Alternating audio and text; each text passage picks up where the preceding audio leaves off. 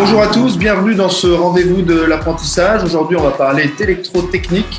Alors moi, c'est Jonathan et j'accueille aujourd'hui 3 invités qui vont nous aider à comprendre ce qu'est l'électrotechnique. Donc on va parler des métiers, des diplômes et de toutes les formations qu'on peut faire en apprentissage au pôle formation. Donc pour en parler, j'accueille Geoffrey. Geoffrey, tu as 20 ans, tu es apprenti en première année BTS électrotechnique. Oui, bonjour. Nathalie, tu es formatrice et responsable pôle électrotechnique. Bonjour. Bonjour. Et Mathieu, toi, tu es conseiller d'apprentissage. Oui, tout à fait. Bonjour. Donc, pendant toute la durée du live, n'hésitez pas à poser vos questions. On a un conseiller et un formateur du pôle formation qui sont là pour vous répondre. N'hésitez pas à liker et à partager la vidéo tout de suite pour aller chercher tous vos amis, les gens que l'électrotechnique pourrait intéresser. On va en apprendre un maximum sur le sujet. Donc voilà, pour commencer, Geoffrey, toi, tu es alternant en électrotechnique. Ton métier, c'est quoi ? Alors, je travaille dans les stations de carburant privées. Donc, on installe des stations de carburant pour les entreprises, par exemple, de transport ou même les pompiers, tout ça. Et moi, je gère tout ce qui est électricité et la gestion de carburant sur les serveurs informatiques. Nathalie, est-ce que ça, c'est représentatif comme métier? Et du coup, au sens plus large, qu'est-ce que c'est vraiment l'électrotechnique? Qu'est-ce qu'on entend par là? Oui, c'est représentatif. Après, au niveau électrotechnique, bon, c'est un domaine assez vaste. Si on reprend l'électrotechnique, c'est 2 parties. Si on distingue en 2 mots, c'est l'électricité, la partie technique. Donc, c'est l'énergie électrique au sens large pour produire. L'électrotechnique englobe l'ensemble des applications de l'énergie dans les différents domaines et dans différents secteurs d'activité. Si on résume un petit peu quelques secteurs d'activité pour voir un petit peu où on intervient, parce que c'est assez vaste, on peut intervenir dans les réseaux de production, dont les centrales électriques, le transport d'énergie pour venir alimenter au niveau des particuliers, donc les bâtiments résidentiels, tertiaires et les grosses industries. Voilà, tout ce qui est urbain, routier, ferroviaire. Et on intervient donc pour gérer tout ce qui est industrie de production. Donc c'est vrai qu'on intervient dans pas mal de domaines avec différents métiers et différentes fonctions en fonction des niveaux d'études et des expériences professionnelles. Donc on peut avoir par exemple des apprentis comme Geoffrey qui font donc la réalisation et le câblage sur ces différents secteurs. Donc des techniciens câbleurs où ils vont faire le câblage, l'installation, le raccordement. Et on va avoir des gens qui après la réalisation vont faire les essais et la mise en service de tous ces équipements. Là, on imagine plutôt des applications chantier. Est-ce que c'est possible finalement de travailler dans un bureau quand on a un diplôme électrotechnique? Oui, c'est possible. On a différents métiers aussi qui sont plutôt au niveau des bureaux. On va avoir des chargés d'études qui vont réaliser tout ce qui est choix du matériel, le dimensionnement, par exemple, définir les sections de câbles, réaliser les dossiers techniques pour après réaliser, donc ce que je disais juste avant, réaliser les câblages et les armoires électriques. On a des techniciens méthodes aussi qui vont optimiser les différentes lignes de production et prendre en compte tout ce qui est normes, qualité, l'aspect financier et les délais pour optimiser les lignes derrière. Donc, on peut se retrouver à différents endroits. Également, au niveau, on va dire plutôt sur le terrain, on peut avoir des chefs de chantier, donc qui vont plutôt piloter des équipes aussi. Bon, voilà, on commence à y voir un petit peu plus clair. Donc, si vous nous rejoignez, on est en train de parler d'électrotechnique. Là, vous venez de rater la définition. Mais vous pouvez quand même poser toutes vos questions sur le chat et les conseillers du pôle formation vous répondront. Maintenant, j'aimerais qu'on parle vraiment de la formation au sens propre, des diplômes, de l'alternance. Toi, quel a été ton parcours, Geoffrey, avant de devenir alternant? J'ai fait un bac technologique STI 2D et je voulais directement aller en BTS électrotechnique, mais donc j'avais pas assez de pratique, de technique. Du coup, on m'a proposé de faire un bac pro en 1 an, une prépa. Et du coup, c'est ce que j'ai fait. Donc, c'était aussi en alternance. Et après, à la fin de cette année, du coup, je suis arrivé en BTS électrotechnique en alternance. Ça offre des possibilités de rentrer tout de suite dans le monde du travail. Et beaucoup d'entreprises proposent des embauches à la fin des alternances, donc ça ouvre des portes. Mathieu, du coup, ce que nous explique Geoffrey, est-ce que c'est le parcours classique? Est-ce qu'il y a un parcours classique et surtout les raisons qui l'ont poussé vers l'alternance? Est-ce que c'est les raisons qui motivent la plupart des jeunes qui viennent en alternance? Alors, je pense pas qu'on puisse parler de parcours classique. Il y a des parcours différents, chacun le sien. Et ce qui est génial avec l'alternance, c'est que ça permet d'englober tous les parcours. On peut avoir des jeunes qui sortent du collège et qui vont vouloir faire de l'alternance.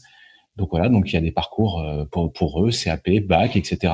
Et puis d'autres qui vont arriver après avoir réalisé certaines choses, déjà peut-être un bac, ou peut-être déjà un CAP, etc. Et puis d'autres qui vont continuer leurs études après le bac ou même après un BTS Voilà, donc les parcours classiques, je pense pas qu'on puisse en parler comme ça. Mais ce qu'on peut dire, c'est que l'alternance, c'est fait pour tout le monde et pour chaque profil. Et donc, il peut y avoir plein de raisons. On va dire quand même que les jeunes sont motivés à l'idée de concrétiser leur formation, de réaliser, et ça les booste vers l'alternance, effectivement. C'est vraiment quelque chose qui rend intéressant la formation, qui les motive et qui donc leur donne la possibilité de réussir leur diplôme et leur projet. Parce que ça, c'est un sujet, je pense, qui peut inquiéter certaines personnes qui nous regardent et qui s'intéressent à l'électrotechnique, qui se disent j'ai pas eu le bon bac, j'ai pas commencé dans la bonne voie. Finalement, c'est un peu venez comme vous êtes, quoi. Il n'y a pas de peu importe d'où vous venez, vous pouvez. Il y a des formations pour tout le monde. Exactement, on va vous prendre comme vous êtes, c'est la bonne formule, je pense, et donc derrière, on va vous accompagner. Alors, on vous donnera quand même quelques codes pour pouvoir parler aux entreprises, code vestimentaire, code d'attitude, de discours, etc. Mais venez comme vous êtes, bien au contraire, la diversité, ça fera la richesse de la formation des entreprises. Et derrière, n'ayez pas peur, les pôles formation sont là pour vous donner le savoir et l'accompagnement pour rentrer dans le métier en douceur, mais en même temps avec les bonnes compétences et derrière faire un bon parcours. Pour être vraiment clair, en fait, des fois, dans un bac pro, par exemple, on peut se retrouver avec des gens qui viennent vraiment de la filière la plus classique, c'est-à-dire, et avec des gens qui ont peut-être 5 ou 6 ans de plus qu'eux, qui sont pas exactement de la même génération. Ça, c'est possible. On a des mélanges comme ça dans les formations. Oui, on va retrouver plein de profils. On va retrouver aussi des gens qui ont des âges différents. Et donc, on va avoir une richesse, effectivement. Et c'est ça qui va grandement différencier entre l'apprentissage et le parcours dit classique ou initial. On va avoir toute une richesse de gens. Et ça rend les formations plus intéressantes parce que chacun peut avoir son petit parcours. Quelqu'un qui a 17 ans, qui va côtoyer quelqu'un de 22 ans, effectivement, ça enrichit, etc.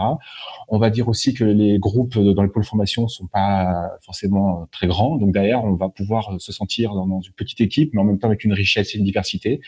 Et voilà, et on va faire son parcours en ayant la possibilité de s'enrichir d'expérience et en entreprise et de pratiquer, etc.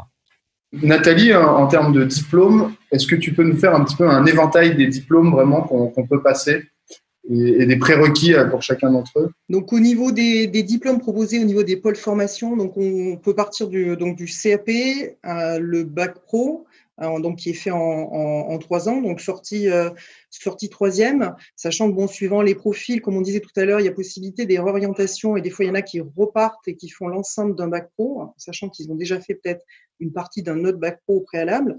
Ensuite, il y a tout ce qui est BTS, donc en 2 ans. Donc là où la possibilité pour entrer, donc il y a le bac pro métier, on va dire, qui vient au préalable. Il y a les bac S, bac STI 2D aussi possible. Et donc on étudie en fonction des différents cas de figure. Par exemple, comme Geoffrey, la faisabilité et éventuellement, comme on disait, de pouvoir faire une prépa pour adapter s'il y a besoin en fonction des profils. On a aussi des licences pro, donc en 1 an, qui permettent de se spécialiser suivant ce qu'on souhaite faire derrière au niveau métier. Et puis des écoles d'ingénieurs, après donc un BTS, un DUT ou différents parcours. Alors là, on parle de diplôme. Moi, ça me fait penser à tout ce qui est formation. Comment ça se passe dans la période de formation, Geoffrey, tu peux nous expliquer? Donc, on a des cours en salle, comme des cours normaux, et des cours en atelier sur des machines, des vraies machines, comme on pourrait trouver en entreprise. Et les cours en salle nous permettent de voir certaines choses qu'après, on peut mettre en application sur les machines. Donc, les deux se complètent. Alors, toi, Nathalie, tu es formatrice en électrotechnique. D'où viennent les formateurs au pôle formation? Donc, ils sont tous issus forcément d'une formation technique en lien avec l'enseignement qu'ils ont en fonction des sections qu'ils ont à enseigner. Et ils sont pour la majorité donc issus du monde industriel. Donc, ils ont eu une expérience professionnelle au préalable dans différents types d'entreprises et différents métiers. D'accord, donc ce sont des professionnels qui enseignent à d'autres futurs professionnels. Voilà, donc c'est une transmission, on va dire, de savoir qu'ils ont eu au préalable. Donc la combinaison de leur formation et de leur expérience professionnelle et compétences qu'ils ont eues dans le monde industriel. Pour les apprentis, il y a assez peu d'écart entre la formation et l'entreprise. C'est le même univers, quoi. On passe pas c'est pas le jour et la nuit, quoi. On baigne un peu toujours dans l'univers industriel, même en formation. Donc le but, c'est de mettre en perspective des activités qu'ils réalisent en entreprise. Donc pas forcément, on va dire au tout début. Au début, on transmet des savoirs pour qu'ils aient des bases solides nécessaires pour qu'ils puissent réaliser des tâches qui sont confiées en entreprise. Et puis petit à petit, on part sur des activités en lien avec l'entreprise, par exemple des projets qu'ils font en entreprise, pour petit à petit avoir un lien par rapport à la réalisation qu'ils font dans leur entreprise d'accueil. Ce côté professionnel, est-ce qu'il se ressent dans les rapports entre les alternants et les formateurs? On n'a pas forcément des rapports classiques de prof-élève, si? Le but, c'est que les jeunes soient intégrés à une équipe, un petit peu comme en entreprise, et d'éviter en fait qu'il y ait une notion de enseignant-élève, un petit peu qu'on a l'habitude, et plutôt être à la disposition et transmettre des savoirs et des compétences que donc les formateurs ont acquis dans leur vie, on va dire, antérieure. Voilà. Donc c'est un petit peu plus dans cette dynamique-là. En tout cas, c'est l'objectif. Les formateurs ont plusieurs vies, quoi. C'est ça. Voilà, c'est ça. Comme les chats. Comme les chats. Du coup, une autre question que les jeunes se posent beaucoup, c'est Geoffrey, comment se divise le temps du coup entre l'entreprise et la formation? 50% du temps en formation et 50% du temps en entreprise. Et toi, tu préfères le temps en entreprise ou les 50% en formation? Le temps en entreprise, on est sur le terrain et le temps passe plus vite. On s'ennuie jamais. C'est gentil pour. Je me rappelle que Nathalie était formatrice, donc du coup, c'est pas. Ouais. C'est sympa de dire que tu t'ennuies. C'est sympa. Mais du coup, qu'est-ce qui te plaît tant dans ton métier en fait? Parce que du coup, tu me dis que le temps passe vite. Qu'est-ce qui est de si plaisant à faire ce que tu fais? Ce que j'aime bien, c'est quand on voit le début du chantier, on suit son cours et qu'après on voit à la fin tout ce qu'on a réalisé et voir comment ça marche. Puis même s'il y a des problèmes, on gère, on répare. Enfin, c'est vraiment de suivre le chantier en intégralité, c'est vraiment bien. Oui, et puis alors, je pense qu'il y a des craintes aussi pour certains jeunes d'être considérés comme une sorte de stagiaire. Toi, tu n'es pas considéré comme un stagiaire ou en stage d'observation, tu fais réellement partie de la société, quoi. Oui. Même si, par exemple, on n'a jamais travaillé de sa vie, quand on arrive dans l'entreprise, on va apprendre beaucoup de choses et on va nous donner des responsabilités. C'est ça qui est bien. On va pas nous laisser sur le côté et nous dire tiens, juste regarde. Vraiment, on nous met au cœur de l'entreprise et on nous fait vraiment faire des activités. Du coup, ce que nous explique Geoffrey, Mathieu, est-ce que c'est partagé par les autres apprentis avec lesquels tu as des liens? Ouais, tout à fait. Les apprentis, en général, ont une grande satisfaction à réaliser en entreprise. On peut leur dire aussi que du coup, il y a beaucoup de monde qui s'y emploie côté entreprise. Hein. Il y a une véritable envie et souvent du maître d'apprentissage de donner des éléments, d'accompagner, de motiver, et parce qu'il y a une envie aussi d'avoir de la jeunesse dans les entreprises. Et donc, cette interaction et ce mélange fait qu'en général, les jeunes apprécient énormément et ça leur crée une grosse dynamique. Ouais. Et toi, justement, cette entreprise, Geoffrey, tu l'as trouvée comment? De quelle manière tu l'as contactée? Tu étais avec ton petit CV, faire tout un tas de boîtes et finalement, c'est ceux qui ont dit oui. Comment ça s'est passé? J'avais préparé un CV puis une lettre de motivation. J'en avais envoyé à quelques-unes. Et cette entreprise-là, en fait, m'a contacté directement pour me proposer un entretien d'embauche. Et donc, j'y suis allé, puis ils m'ont embauché. J'ai eu de la chance. Mais sinon, ouais, faut envoyer des CV, des lettres de motivation, et voilà. D'accord. Et alors, ça aussi, c'est quelque chose, je pense, Mathieu, qui peut effrayer un petit peu les jeunes, ce côté envoyer mes CV, ma lettre de motivation. En plus, on n'a pas forcément beaucoup d'expérience sur son CV. Et de quelle manière, toi, tu les accompagnes à ce niveau? Ouais, alors effectivement, les jeunes, ils ont beaucoup d'angoisse au départ à l'idée de rechercher une entreprise. C'est pour ça que les pôles formation mettent en place des gens pour les accompagner, hein, les conseiller. Et derrière, effectivement, le travail, ça va être déjà de les écouter, de les accompagner, leur donner déjà quelques codes de discussion, d'échange, réaliser des CV, lettres de motivation, et ensuite de les aider carrément à les mettre en relation avec des entreprises. On peut imaginer soit en envoyant leur CV aux entreprises, ou alors aux entreprises qui pourraient avoir des missions, ou alors même en organisant des job dating, par exemple, donc des entreprises présentes sur un endroit et les jeunes qui viennent un peu les rencontrer. Voilà, ça fait partie de toutes nos missions qui permettent effectivement de casser un petit peu cette angoisse, de casser un petit peu ce manque d'habitude, de rencontrer les entreprises. On est là, effectivement, on les accompagne et ça rend les choses plus faciles. On peut leur dire à ceux qui nous regardent que voilà, ils vont pas être laissés tout seuls avec leur CV et leur lettre, on va les aider. Ouais, alors ce qu'on leur propose effectivement dans les pôles formation, c'est qu'ils viennent s'inscrire assez rapidement, en fait, qu'ils soient enregistrés au pôle formation. Et derrière, ça nous permet effectivement de regarder un petit peu leur dossier et de leur faire un accompagnement individualisé. Et c'est ça l'histoire, c'est qu'on va s'intéresser à chacun d'entre eux. Et grâce à ça, ils vont pouvoir avoir le sentiment d'avoir des codes qui leur correspondent et ensuite aller voir les entreprises ou même des entreprises qui pourraient directement les contacter. Donc, c'est un vrai échange. Avant de poursuivre et de continuer en parlant d'avenir et de rémunération, je voulais simplement encore une fois rappeler que justement, n'hésitez pas à poser toutes les questions que vous avez sur les inscriptions, sur les métiers, les diplômes, les recherches d'entreprise dont on vient de parler, l'hébergement. Il y a des conseillers qui sont là en ce moment pour vous répondre. Donc voilà, c'est le moment. N'hésitez pas. Alors du coup, on a un petit peu parlé. En termes de rémunération, toi, Geoffrey, combien tu gagnes?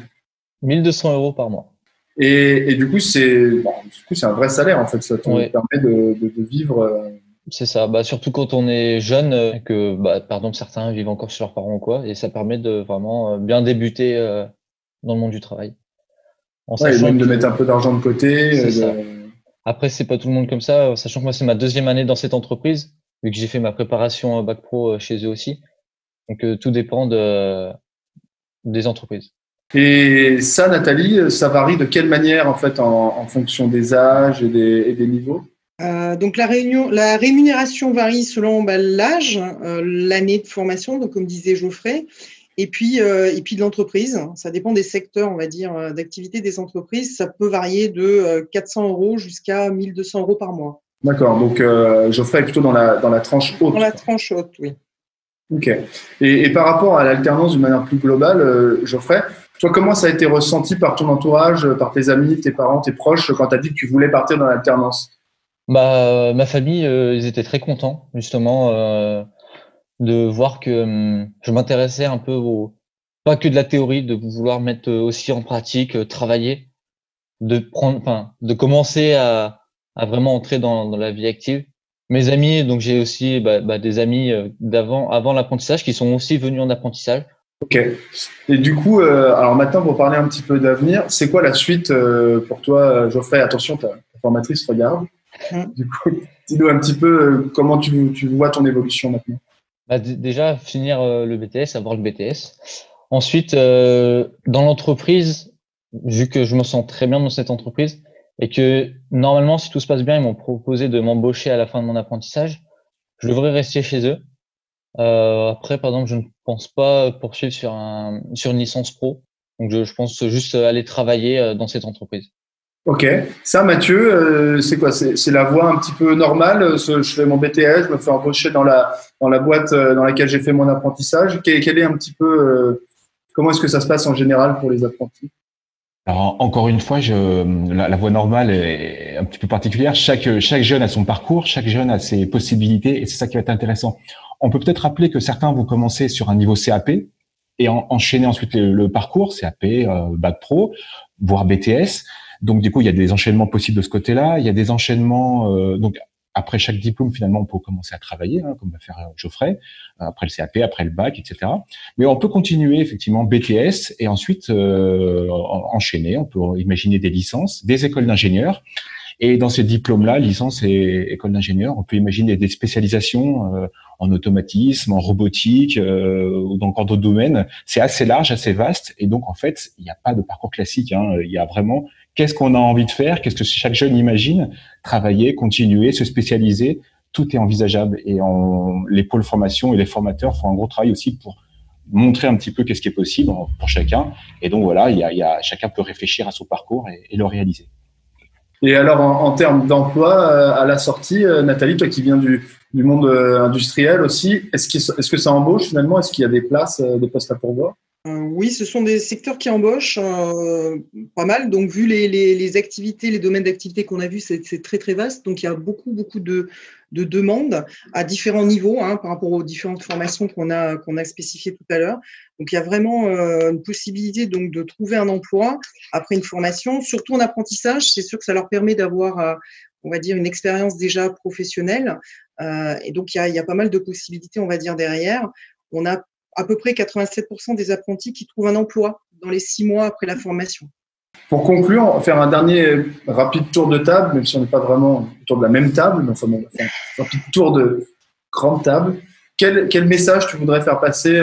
On finira par toi, Geoffrey, mais d'abord, Mathieu, quel message tu voudrais faire passer aux jeunes qui nous regardent en ce moment? Eh ben, si les domaines de l'électrotechnique vous intéressent et que l'alternance aussi, encore une fois, les pôles formation sont là et les conseillers vous attendent. Il y a des offres d'entreprise, on est prêt à vous accompagner, on a tout un tas de choses pour vous simplifier un petit peu la vie.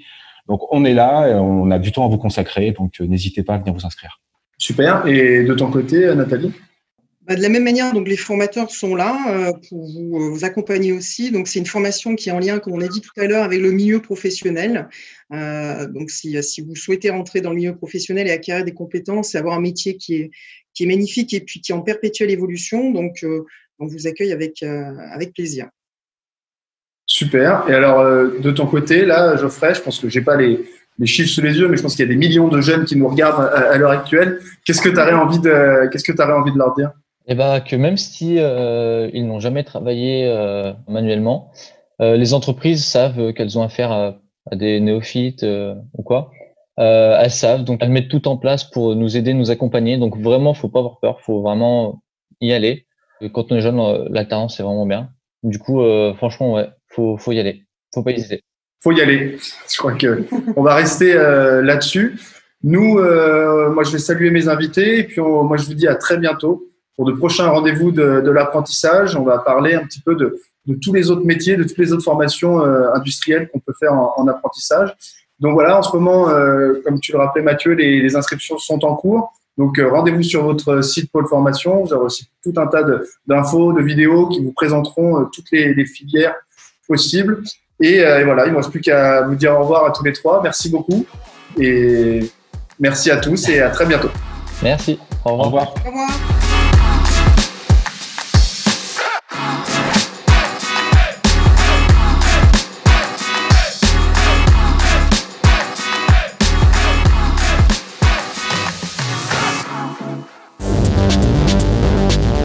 Faire quelque chose de concret.